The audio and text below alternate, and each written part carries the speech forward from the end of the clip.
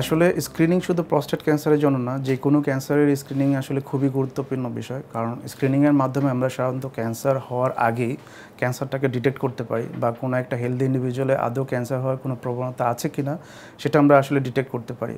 So স্ক্রিনিংয়ের main উদ্দেশ্যটাই হচ্ছে আমরা রোগ হওয়ার আগে আমরা সেই রোগটাকে প্রাথমিক পর্যায়ে হয়তো বা আইডেন্টিফাই করা। যেমন প্রস্টেট ক্যান্সারের ক্ষেত্রে আসলে পিএসএ টেস্ট করা যেতে পারে বা ডিজিটাল রেকটাল এক্সামিনেশন করা যেতে পারে যখন একটা পেশেন্ট বা একটা মানুষ তার নির্দিষ্ট বয়স অন্তর যেমন হতে পারে এটা 50 বা 60 ঊর্ধ্ব যে কোনো মানুষকে আমরা বছরে একবার করে হয়তো বা এই একটা স্ক্রিনিং আওতায় আনতে পারি, সো দ্যাট তার ক্যান্সারটাকে যেন আমরা আর্লি একটু ডিটেক্ট করতে পারি। আমাদের দেশে আসলে আমরা যেহেতু অর্থনৈতিকভাবে অত সমৃদ্ধশালী না, সো আমরা চাই যে কোনো ক্যান্সারটা আসলে আগে প্রিভেনশন হোক দেন কিওর।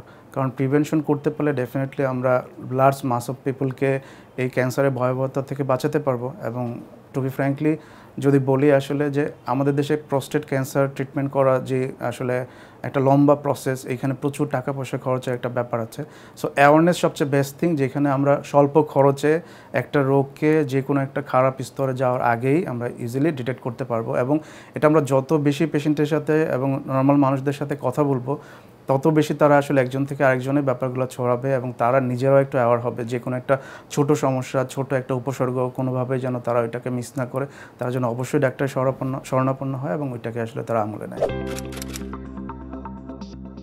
এটা ডিপেন্ড করছে আসলে কোন স্টেজে এটা ধরা পড়ছে। যেমন আমরা সাধারণত প্রস্টেট ক্যান্সারকে রিস্ক ক্যাটাগরাইজেশন করি, low risk, intermediate risk, high risk, very high risk.